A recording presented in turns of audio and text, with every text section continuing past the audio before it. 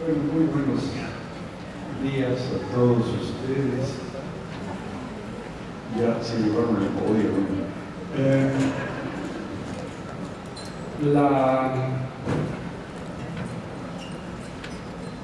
Me pidieron desarrollar el tema de perspectiva criminológica en el mundo actual. Perspectiva, es decir, qué es lo que podemos esperar o qué es lo que podemos ver a futuro en cuestión criminológica. Pase, por favor. Habría muchas formas de atacarlo de la perspectiva.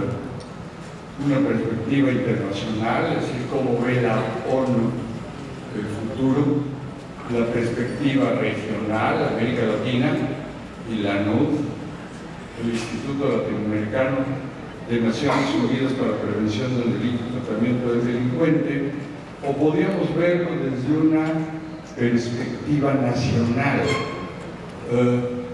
Aquí lo que podríamos ver, qué planes, qué leyes se están haciendo y cuál va a ser su resultado. Quiero, dedicarle lógicamente la mayor parte del tiempo a la perspectiva internacional. ¿Quiere pasar?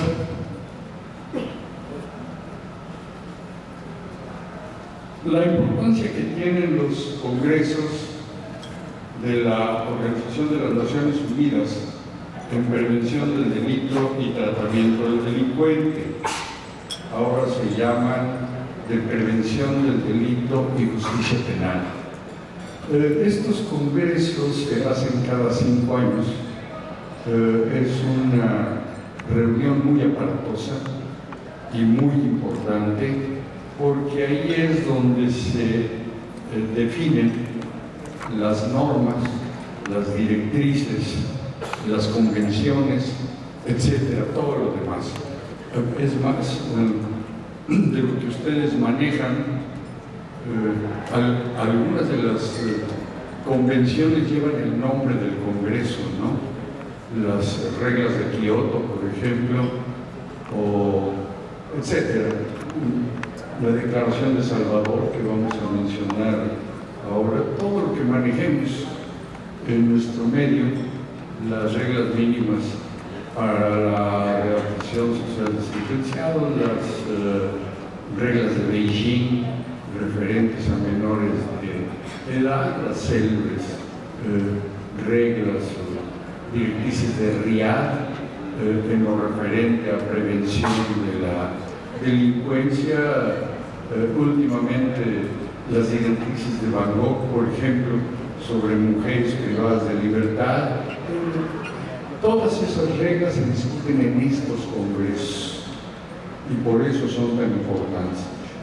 Generalmente a los primeros iban únicamente delegados oficiales de los gobiernos, pero pensemos en el máximo nivel, o sea, ministros del Interior, secretarios de Gobernación. Este es más o menos el nivel que se lleva aquí. No es raro que vaya algún presidente de la República, etcétera. Y ha habido algunos muy espectaculares. Podríamos mencionar el de La Habana, que inauguró Fidel Castro, por ejemplo, con un breve discurso de 6 horas en que nos explicó que ahí ya no había crimen. Cosas de este estilo. O sea, sí son importantes. El próximo congreso es el año que entra, porque son en año 5 y en año 0, como pueden darse cuenta. Y va a ser en Doha, en Qatar. Y aquí es donde se da la orientación y ahí es donde se hace la propuesta de qué es lo que va a pasar en los siguientes 5 años. Entonces, esto es lo que quiero comunicarles para tener una idea de cómo va. Pase. Está dividido el Congreso en 2 grandes áreas. Por un lado tenemos lo que se llaman los temas sustantivos, que son estos 4, Y por otra parte, tenemos los 4 grandes seminarios, que son estos. Así tienen ustedes una primera visión de conjunto. Me detendré rápidamente en explicarles cada uno de ellos, por lo menos desde la perspectiva, más tomando la perspectiva de América Latina. Antes de cada congreso, generalmente un año antes, se reúne cada región para dar la impresión de su región, porque está bien que haya algunas reglas generales, problemas que son comunes a todo el mundo, pero indudablemente en cada región hay problemas específicos, y aún de los problemas generales en cada región el enfoque es diferente. Efectivamente nos reunimos en febrero en Costa Rica, en el Instituto Latinoamericano de Naciones Unidas para la Prevención del Delito y Tratamiento del Delincuente, para la reunión regional y ver cuál es el enfoque de la región en el sentido de los grandes temas. A esto es a lo que haré referencia en esta clase. Pásale que sí. Vamos a ir viendo tema por tema para que vean cuál es la perspectiva y qué es lo que se va a discutir en estos próximos 5 años. El tema primero es hacia la prevención del delito y la justicia penal. Si ustedes ven el enfoque de Naciones Unidas, ahora todo gira alrededor del Estado de Derecho. Hay una gran preocupación por el Estado de Derecho. Y no es tan simple explicar qué es esto del Estado de Derecho, porque no es solamente tener leyes, sino respetarlas. Y no solamente es ese respeto, sino tener las instituciones con las que se pueda hacer esto. Si nos fijamos bien, sí hay un cambio más o menos claro de enfoque. Ya no es la simple prevención del delito, sino ahora esto va dirigida a lo que se llama desarrollo sostenible. Este término de desarrollo sostenible viene de la Declaración del Milenio, que esta era la gran ilusión, ¿no? Que en este milenio pudiera haber un desarrollo sostenible en todos sentidos, ¿no? Con aquellos típicos orientadores, que es en lo que se ha trabajado en Naciones Unidas: pobreza, educación, salud, que podrían ser los tres principales, ¿no? Y ahora se considera que se va a trabajar también sobre seguridad. No se había considerado en la Declaración del Milenio el problema seguridad, pero ahora sí se va. La idea es, para que haya un desarrollo sostenible, tiene que haber seguridad. Se habla de paz y seguridad, pero la idea un poco es esto. Es decir, se le da al problema seguridad y a la prevención del delito la importancia que realmente tiene. No puede haber un desarrollo sostenible sin Estado de Derecho y sin prevención del delito.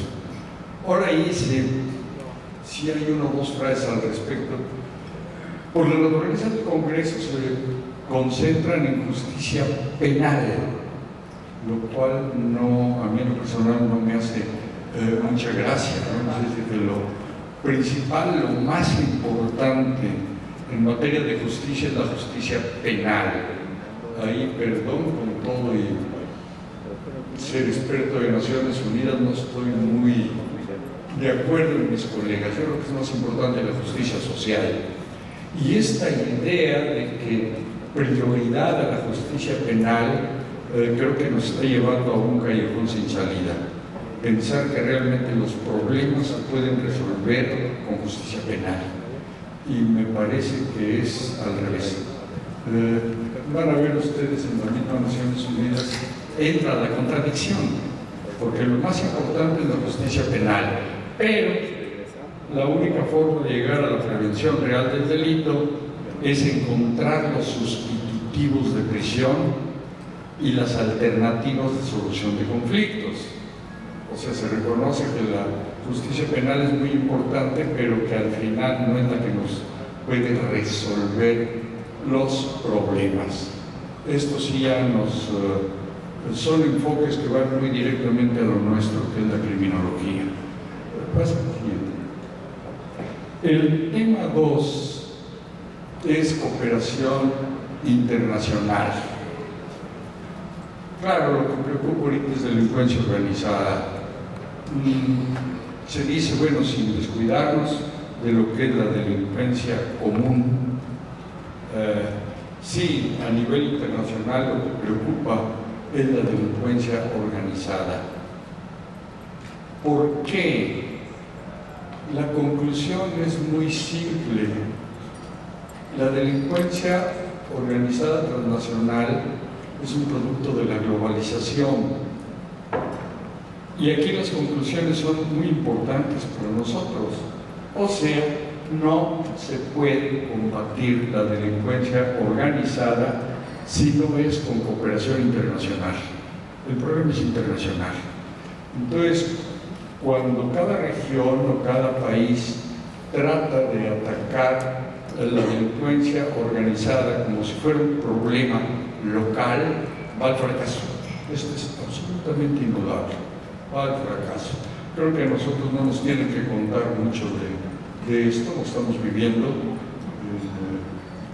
regiones como Michoacán, por ejemplo, que ahorita, bueno, pues es uno de los observatorios cumbre para ver y entender muchas cosas. Y ahí entonces entendemos que sí, el saqueo de las minas, pero esos saqueos de las minas se lo llevan a vender a una compañía china y lo van a trasladar a barcos con bandera panameña y etcétera, etcétera, etcétera. No es nada más el problema local de que se esté robando el mineral de una, no. La cosa es bastante más compleja. Si no hay toda esta gran cooperación internacional, lo que estamos haciendo es gastar recursos, gastar tiempo y a veces gastar vidas, que es lo más lamentable. ¿Así? El tema sustantivo 3 preocupan mucho las nuevas formas de delincuencia transnacional. Hay la conciencia muy clara de que el crimen está teniendo una evolución rapidísima y nosotros estamos tratando de combatir el crimen con medios, con fórmulas, con sistemas y con herramientas del siglo XIX a veces, ¿no? Ya no hablemos del siglo XX, del siglo XIX. ¿Cómo podemos prevenir esas formas nuevas?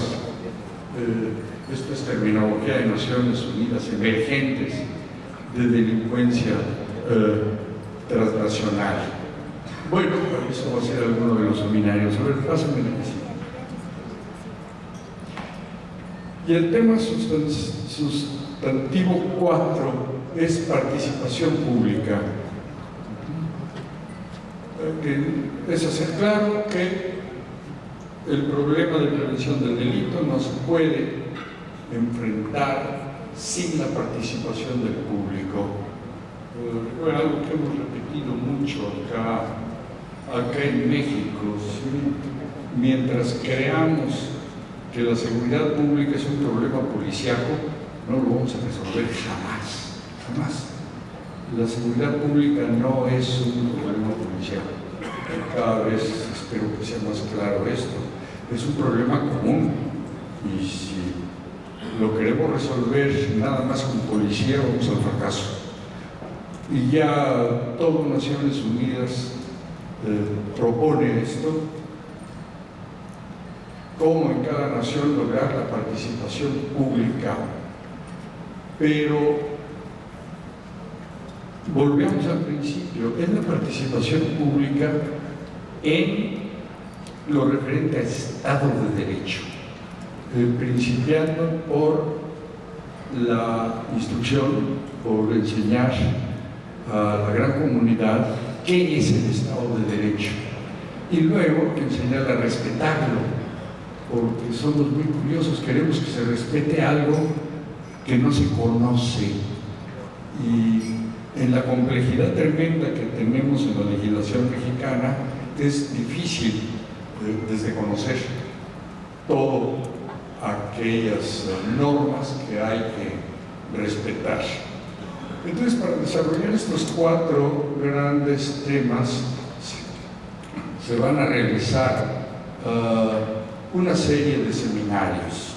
Pasemos del seminario. Páseme. Despierte.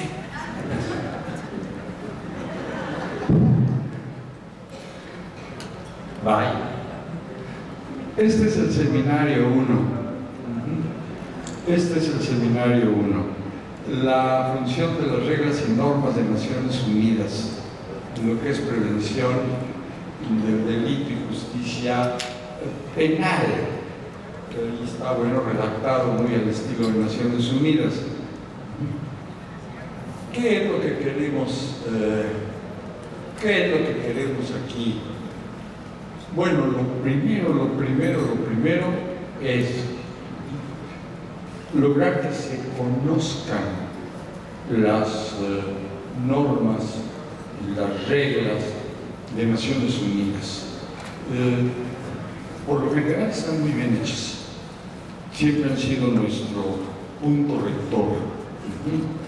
Y espero no empezar a decir barbaridades, pero en fin, si los que hicieron esa ley de adolescentes hubieran leído las normas de Naciones Unidas, no hubieran hecho la barbaridad que hicieron, para empezar pronto, ¿no? Tenemos reglas de Naciones Unidas para casi todo nuestro medio, ¿no? Ahí están las reglas, la Convención de los Derechos del Niño, etc. Tenemos todo. Lo primero, entonces, es lograr que se conozcan las leyes. Esto vendría bien las recomendaciones concretas, no me voy a detener en esto. Sabemos más o menos qué es lo que va a salir del Congreso. Por ejemplo, la obligación de que en todas las escuelas de Derecho y en todas las que tengan que ver algo, haya una materia específica sobre las reglas, normas y convenciones de las Naciones Unidas. De aquí supongo los que son juristas sí captan la importancia de esto por la reforma del artículo 1 y la convencionalidad. Lo que vino a cambiar por completo el esquema, la convencionalidad. Entonces, esas reglas y normas y convenciones que antes, bueno, eran nada más una guía por la que nos íbamos siguiendo, no, ahora tienen valor y algunas de ellas de nivel constitucional en México. Entonces, ahora sí hay que aprender esto, no es nada más una directriz, ¿no? La recomendación, entonces, para todos, juristas o no, mis colegas criminólogos, es conocer estas normas. Es muy fácil porque todas están en internet, hay publicaciones excelentes al respecto, ¿no? ¿Hacia dónde va todo esto? A este nuevo sistema de justicia penal que se está proponiendo, no solamente en México, ¿no? Esto es otra cosa de globalización que se está proponiendo en todo el mundo. Estos sistemas de justicia eficaces, imparciales, humanos, responsables, etcétera, etcétera. Y la preocupación, pero así marcada claramente, el problema de género y el problema de infancia. Verán que se va a recalcar desde el título del seminario, ¿no? Las mujeres y niños. Y la reinserción social del delincuente. Bueno, aquí sí traigo la discusión con mis colegas de Naciones Unidas, porque en parte ellos tuvieron la culpa de utilizar en español el término reinserción, que ya lo copiamos acá, lo que en lo personal y como criminólogo creo que es una barbaridad, pero en fin, ni hablar. Puede que parezca, vean la versión francesa o la versión en inglés, porque no hablan de reinserción, siguen utilizando el término readaptación o otros similares, ¿no? Creo que esto sería muy difícil, pero en fin, no es mi tema, nada más les marco que esto es lo oficial de Naciones Unidas. Si me da tiempo haré algún comentario un poquito adelante. Paso al seminario 2.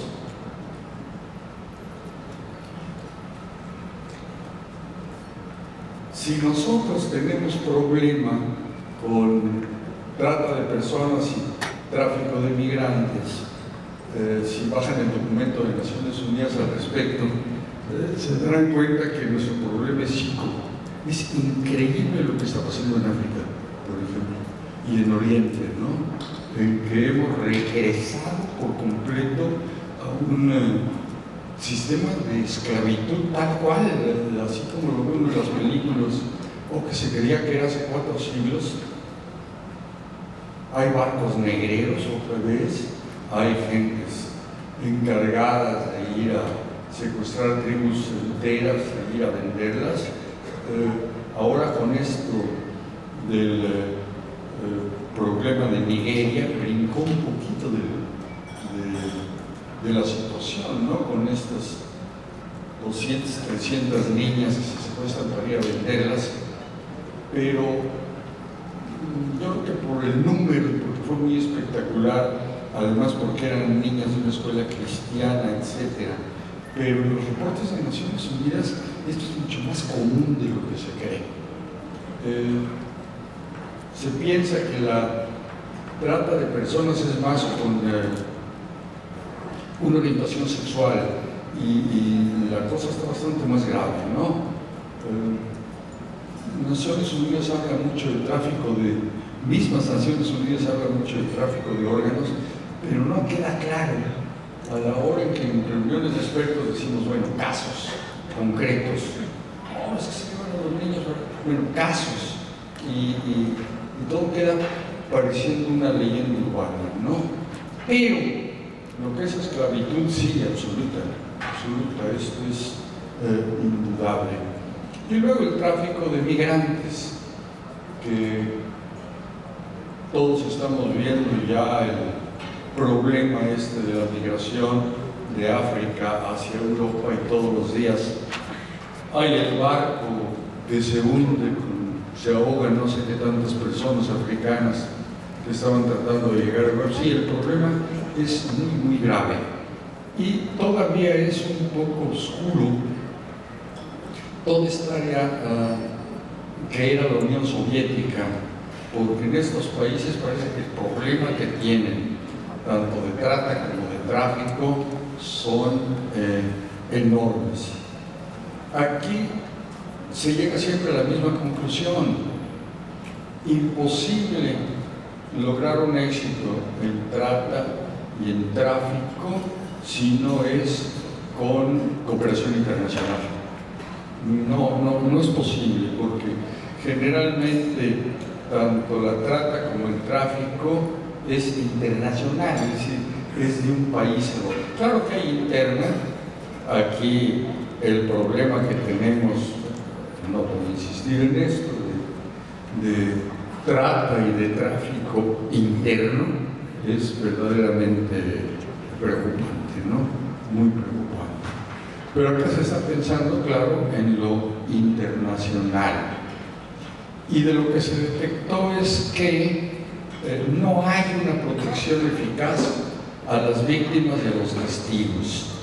Ahí realmente, después de lo que estamos padeciendo, después de Tamaulipas, los migrantes, etcétera, este es de los pedazos en que, a lo que lo van a discutir, yo como experto voy al baño. Si me preguntan qué está pasando en México, no me hacen tanta gracia, ¿no? Porque aquí el problema que hemos tenido de asesinato de migrantes es gravísimo. Es gravísimo. Ahora, si se fijan, ahí está el planteamiento. Eran migrantes que iban ¿a dónde? Iban a otro país. ¿Venían de dónde? Venían de otro país.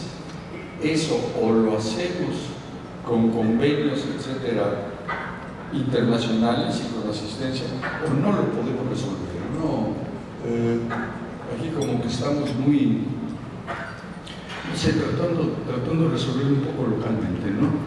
Ya está el famoso tren de la bestia, ¿no? Y ahí viene la bestia, y a ver cómo resuelve.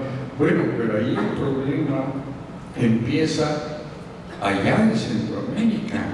Son centroamericanos los que se vienen a subir a la bestia, ¿no? Entonces tendríamos que empezar a ver con cooperación internacional cómo resolver el problema en su origen. Y lo planteo porque ahí va trasladado, porque logramos resolver aquello un poco en Centroamérica, pero ahora tenemos el problema nosotros de los nuestros que se van para allá. Y el problema debería de empezar a resolverse aquí, en la frontera, etc. Un poco la idea es esta, la asistencia recíproca y sobre todo a las víctimas. Les digo que este es un tema para mí difícil cuando estamos en las reuniones de expertos, porque realmente estamos mal en esto, ¿no? Pero muy mal. El hecho de que una gente, por ser simplemente indocumentado, lo tengamos encerrado a veces meses, eso no tengo cara para salir al extranjero pontificar, ¿no?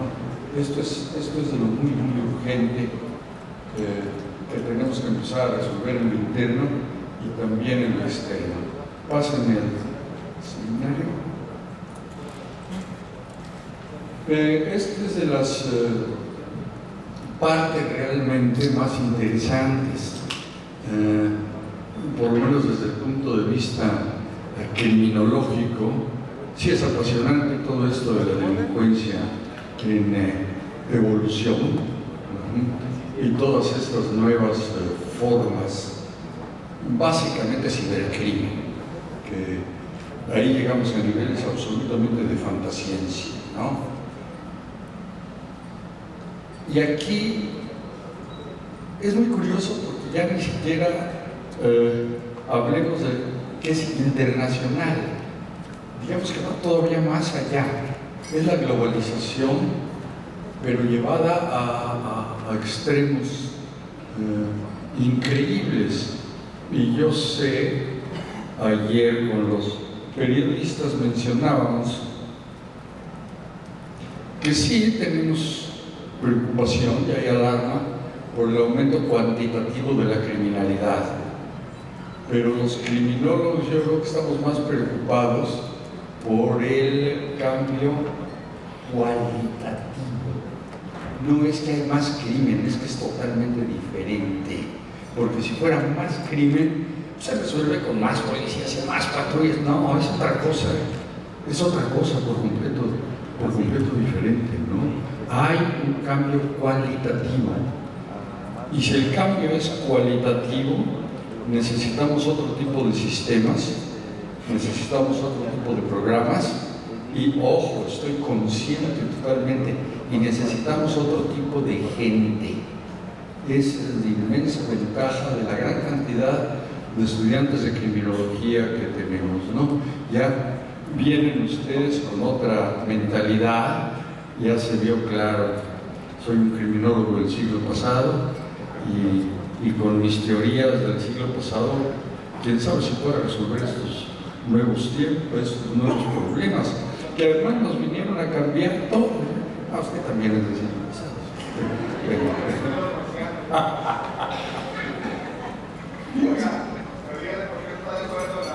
¿Sabe por qué el maestro Mancera dice que no está de acuerdo en la reinserción social? Es muy formal. Ya lo dijo la ley en Puerto Rico. Disculpen, en México inventaron el término de reinserción. ¿Sabes qué dijo el maestro? Cada vez que escucho el término siento como que me reinsertan.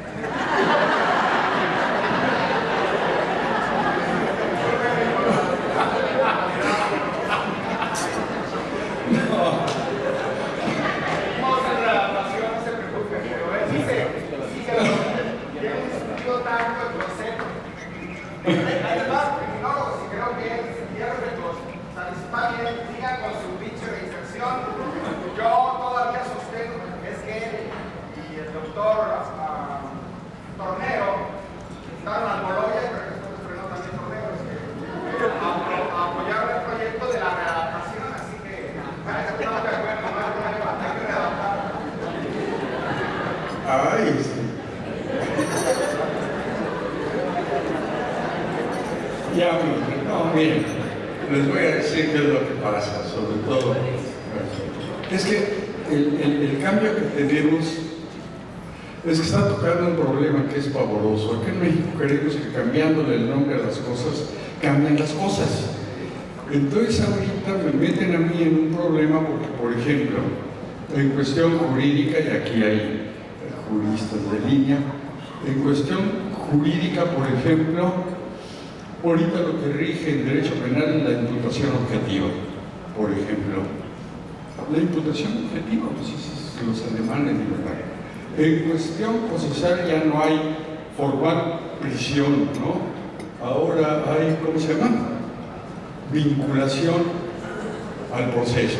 Entonces, imagínense tratar con un chavo al cual le vamos a decir, mira, primero te imputo, luego te vinculo y al final te inserto.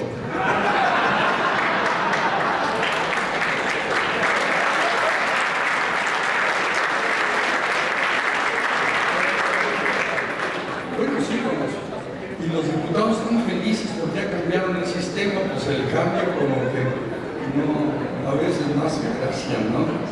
Terrible. Déjenme regresar a esto. Este problema de la globalización lo hemos estudiado un poco en criminología y aquí mis colegas psicólogos podrían ayudarme mucho. Si ustedes ven en el fondo, el cambio es un cambio de tiempo y espacio. Nos cambiaron el tiempo y nos cambiaron el espacio. El tiempo ya se divide en tiempo real y en tiempo irreal. Y el espacio también dejó de existir. Ya no hay fronteras, etcétera, etcétera. Pero además ahí tenemos que distinguir entre lo que es el espacio físico y lo que es el espacio virtual. Y entonces aquí hay criminalistas, agárrense. No es nada más así de verso. Con los señores juristas, o se les acabó, porque se nos acabó, porque toda la regla primaria era que la ley penal, y lo primero que estudia uno es la ley penal en el tiempo, la ley penal en el espacio. Vamos viendo que eso ya no existe, ya no existe. Entonces, ¿qué desesperación, ¿no? El tiempo y el espacio se nos rompieron, ¿correcto?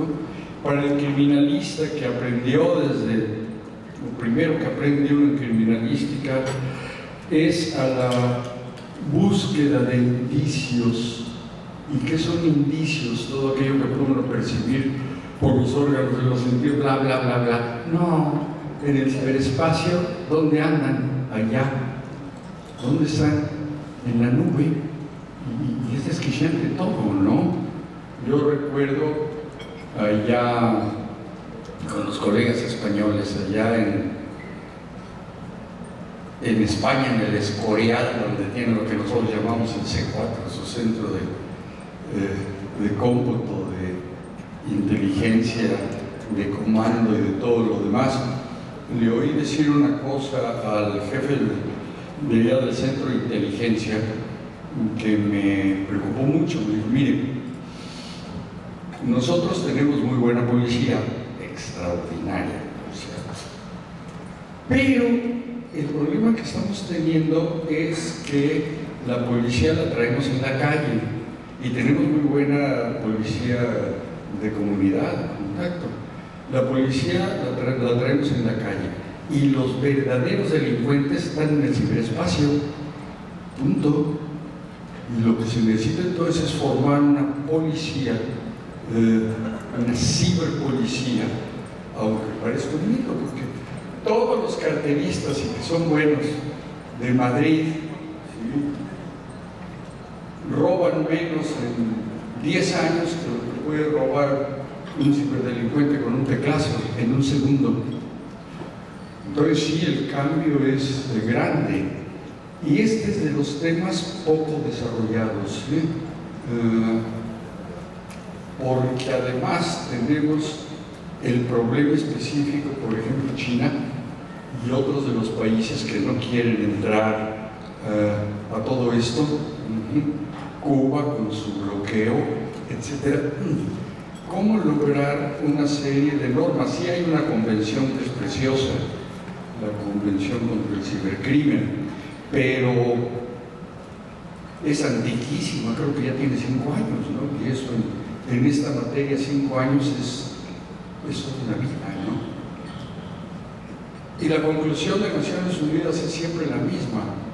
Todo el gran problema de la ciberdelincuencia no puede resolverse si no es con convenios internacionales y es entre todos, porque ahora sí, eso está ahí arriba, la pornografía infantil, los grandes fraudes, los robos de identidad, y bueno, ahí la lista es enorme.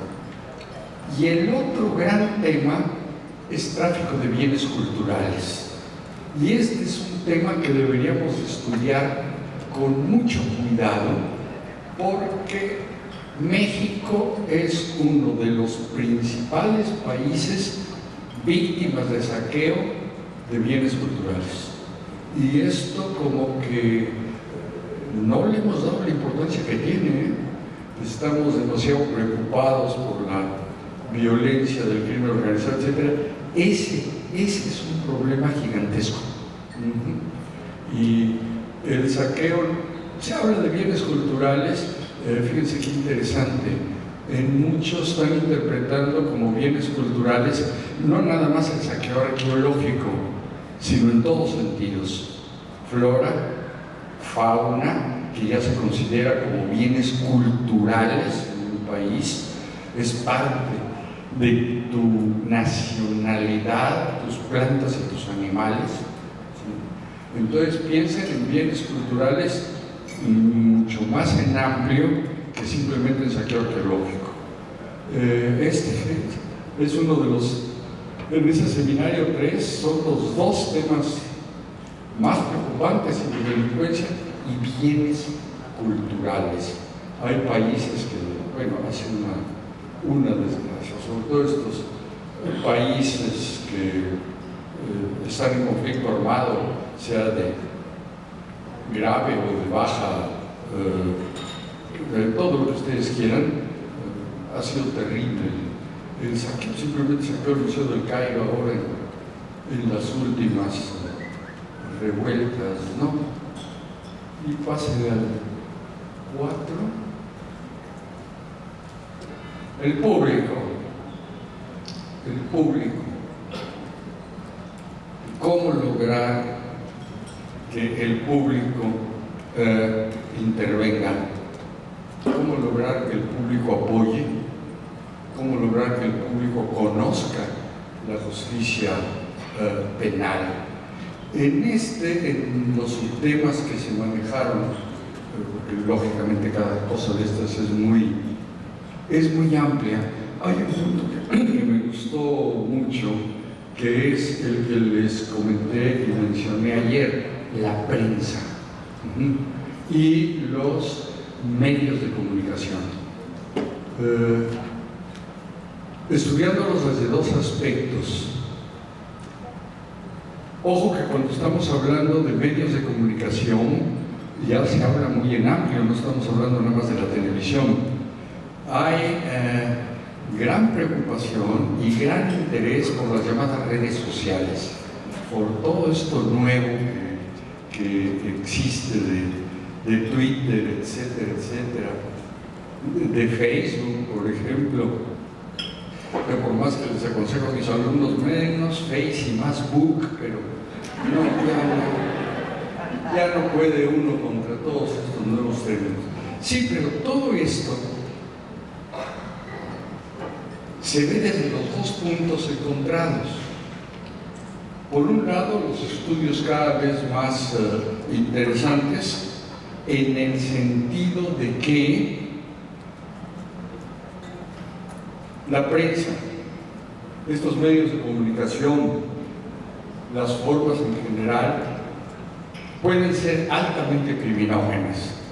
No me entretengo mucho en eso, pero ya sabemos que el Internet es una de las formas básicas de entrenamiento para terroristas, y ahora con esto nuevo ya se pueden hasta diseñar armas, etcétera, etcétera, por Internet. Y por Internet se puede hacer casi cualquier cosa.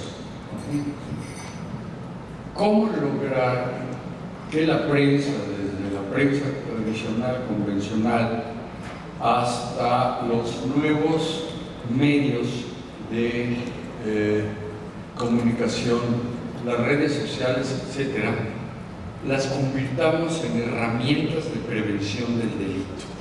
Esta es la gran pregunta en esa área, porque si la gente está todo el tiempo pegada a sus telefonitos, etcétera, bueno, que por lo menos veamos la forma de que ahí tengan mensajes, etcétera, para que aprendan el Estado de Derecho, para que aprendan formas de prevención, etcétera, etcétera. A ver, pásale para...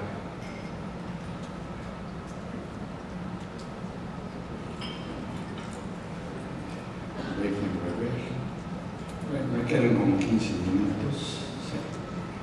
Sí.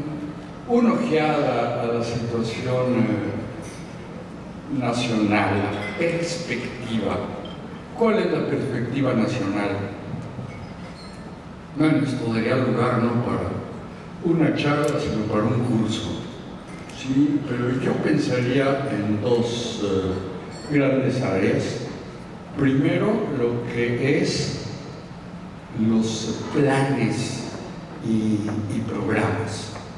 Y aquí van a empezar a haber una enorme preocupación que creo que compartimos todos nosotros, en el sentido de cómo la criminología está totalmente desplazada, ¿no?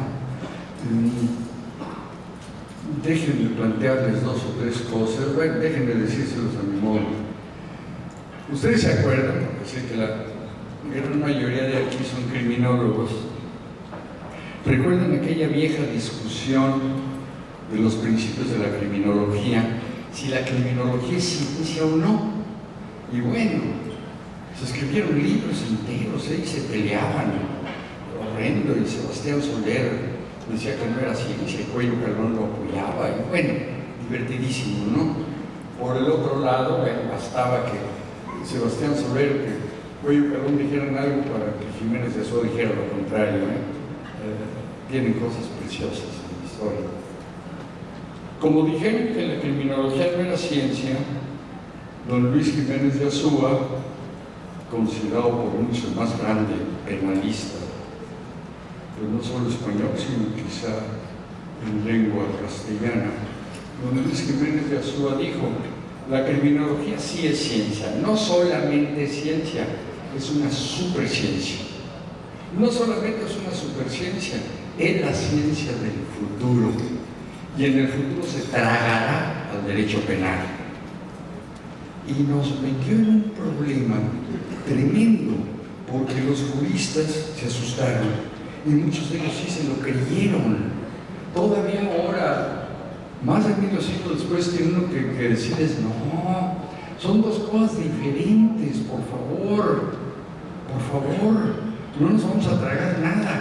Además, entiéndanlo, el día que la criminología se trague al derecho penal, muere de indigestión. No, son dos cosas diferentes, no, por favor. Sin embargo, lo que está sucediendo, y cómo me hubiera gustado comentarlo cuando Luis Jiménez de Azúa, es que a 50 años tenemos el fenómeno contrario.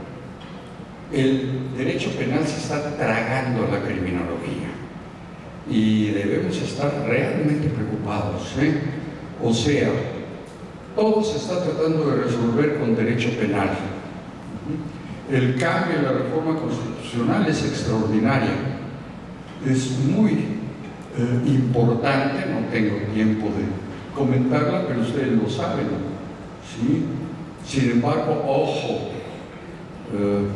espero no me malinterpreten mis colegas juristas, pero yo como jurista fui 9 años director de una facultad de Derecho, realmente me siento deprimido de que hayan ido convirtiendo a la Constitución en un código penal. Eso no vale, ¿sí? Eso no debe de ser, y menos con ciertas normas que es impresionante, ¿no? Tenemos que tomar lo bueno de la reforma constitucional. Lo bueno es el nuevo sistema de justicia penal, estos juicios orales, acusatorios, presenciales, etcétera, etcétera, que no pueden ir adelante si no es con el apoyo de criminología criminalística. Esto y habría también una conferencia entera, que es la que tuvimos en Veracruz la semana pasada, de cómo todo gira alrededor de lo que se llama teoría del caso, y cómo la teoría del caso es aquella hipótesis que se forman, defensa por un lado, Ministerio Público del otro, de lo que, comillas, realmente sucedió. Y entonces hay libros muy interesantes, están llegando a México, Chile, Colombia, Argentina, explicándonos bien lo que es la teoría del caso, cómo se desarrolla. Pero si un criminólogo ve eso, dice, mira, es criminogénesis y criminodinámica. Eso es lo que hemos hecho en criminología toda la vida. Es eso, ¿sí? Es eso. Y toda la teoría de la práctica, ¿qué hacen los criminalistas? Pues, ¿qué es? Toda esa gigantesca reforma no la van a poder realizar, yo creo que va a ser un fracaso si no es con un enorme apoyo de criminología criminalística. Quiérase que no. ¿Por qué? Porque la teoría del caso se arma desde las primeras declaraciones de policía, el lugar de los hechos, las pruebas, y se va armando, ¿no? Hasta que hace uno bien el esqueleto, luego ya entra criminología a dar la interpretación, ya se forma todo el cuerpo. Sí, pero eso es un cuerpo desnudo, ahora hay que vestirlo. ¿Y quién lo viste? El jurista es el que le da la forma jurídica, todo aquello. El puro vestido sin cuerpo no sirve de nada, y un cuerpo desnudo en un juicio no nos sirve de nada. Tenemos que trabajar totalmente de acuerdo. Sin embargo, y ya para terminar, no nos están ayudando mucho las leyes, para nada. La primera que menciono es bastante buena, parece que está escrita para criminólogos, aunque no mencione el término, véanla por favor. Esa Ley General para la Prevención Social de la Violencia y la Delincuencia es de lo mejorcito que han hecho. Pero luego viene lo demás. El Código Nacional de Procedimientos Penales, bueno, ese habrá que estudiarlo, apenas salió y habría que ver. Pero menciono las otras tres. La Ley General de Víctimas. Aquí sí es muy impresionante lo que sucedió. Desde el 1 de enero, ustedes saben, el pasado, sale la Ley Nacional de Víctimas y Ley General, la Ley General de Víctimas, y logra algo extraordinario. Logró un récord Guinness. Es la ley en toda la historia que ha tenido más reformas en el menor tiempo. En 5 meses tuvo 365 reformas. No puede ser, hermano. Pero ¿quién fue el que la hizo? ¿Y quiénes la aprobaron? No puede ser. No puede ser. Creo que sí hay un artículo que se salvó de reforma. Y además, fíjense qué curioso, es una Ley General de Víctimas en el que no se menciona para nada victimólogos. Es como la ley de salud que no menciona médicos. Imagínense, ni siquiera criminólogos. Se va a aplicar una ley sin especialistas, ¿no? Como ya se me acabó el tiempo ya mejor no les sigo, pues está la Ley Federal de Justicia para Adolescentes. Este es uno de los ejemplos más interesantes de lo que es el derecho penal del enemiguito. ¿Sí? Es impresionante, güey. Si hubieran leído las reglas de Beijing, no hubieran hecho eso. Es una ley tremenda. Ya sé que dicen que yo defiendo mi ley, sí, yo la hice, porque ahora nadie sabe quién hizo las leyes. La ley que todavía está vigente, aunque no quieran, la ley sobre el tratamiento de menores infractores, sí, por ideario otra cosa, pero en fin, no estoy defendiendo la ley anterior, pero una ley con un sentido criminológico por un lado, y sobre todo basándose siempre en el mayor interés del niño, que es lo que rige. Y ahora me salen con esto, que en realidad es un código penal. Afortunadamente lo hicieron de manera, este va a ser otro récord Guinness, debe de entrar en vigor en 2014, y a la hora en que entre en vigor ya no puede, porque viola por completo la reforma constitucional, porque empezando porque ordena juicio pesquero. De manera que va a ser un récord, una ley que el día en que empiece a funcionar ya no tiene vigencia, porque es anticonstitucional, pero se las ingenian, se necesita ingenio. Y lo último que sí les ruego que lo vean, el proyecto de Ley Nacional de Ejecución Penal, por favor véanlo, porque esa se va todavía más allá. Ahí sí específicamente prohíbe la criminología. Véanla, por favor, véanla. No piensen, se me ocurrió, véanlo, por favor, es una barbaridad. Ese es derecho penal del enemigo enjaulado. Y además una vergüenza, sobre todo la parte de los jueces de ejecución. Yo aprendí eso en Italia, el Giudice de sorveglianza, después lo estudié en Francia, el GDP, y vamos viendo que aquí, si esa ley la aprueban los jueces de ejecución, van a hacer algo así como simples guardianes de zoológico. Lo único que sus grandes funciones jurídicas es ver que los animalitos estén limpios, que coman bien, que nadie los moleste, por Dios. Veanlo, porque esto sí es gravísimo.